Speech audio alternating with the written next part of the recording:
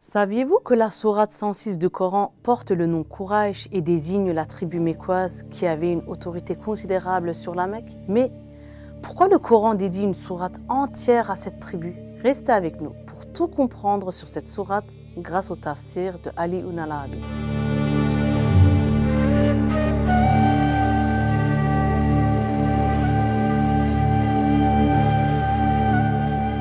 Assalamu alaikum wa rahmatullahi wa barakatuh.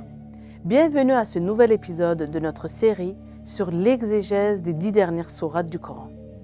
Avant de commencer, n'oubliez pas de liker, de partager la vidéo.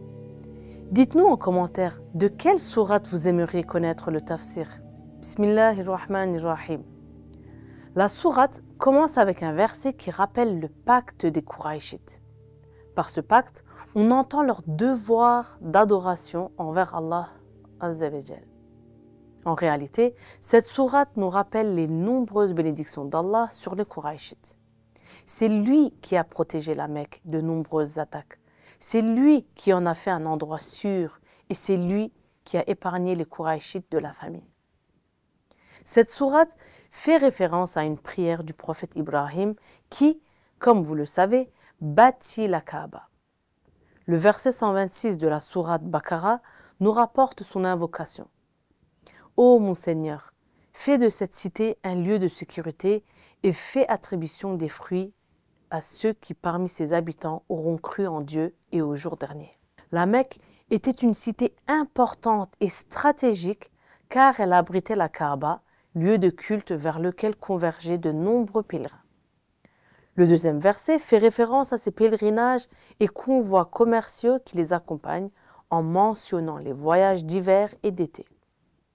C'était donc un lieu propice pour le commerce. Ce contexte faisait que la Mecque était convoitée par de nombreuses tribus arabes qui prétextaient divers désaccords pour affronter les Qurayshites.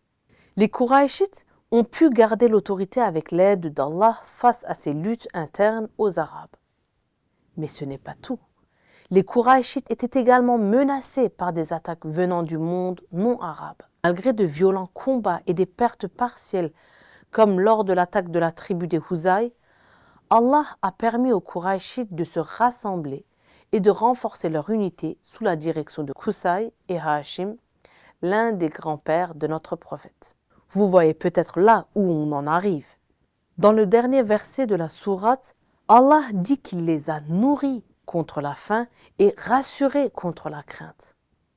La protection de la Mecque et des Qurayshites était donc une préparation du terrain pour l'arrivée de notre saint prophète.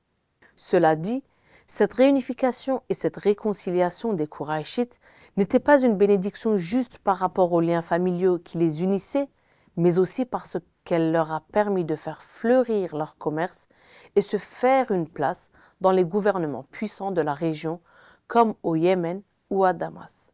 Par cette position influente acquise au sein des gouvernements voisins, ils ont pu fructifier encore plus leurs affaires et permettre une prospérité relative à la Mecque. Les Qurayshites ont donc pu occuper une place de leader politique et spirituel à la tête de l'ensemble des tribus arabes qui venaient régulièrement à la Mecque pour le pèlerinage. Cette sourate nous rappelle donc les bénédictions d'Allah sur les Qurayshites, notamment dues au fait que le prophète serait issu de cette tribu et en remerciement à ses bienfaits. Notre Seigneur attend que nous l'adorons, comme mentionné dans le verset numéro 3. Merci à tous pour avoir visionné cette vidéo. Pensez à liker, commenter et partager. À très bientôt pour la suite. Assalamu alaikum wa rahmatullahi wa barakatuh.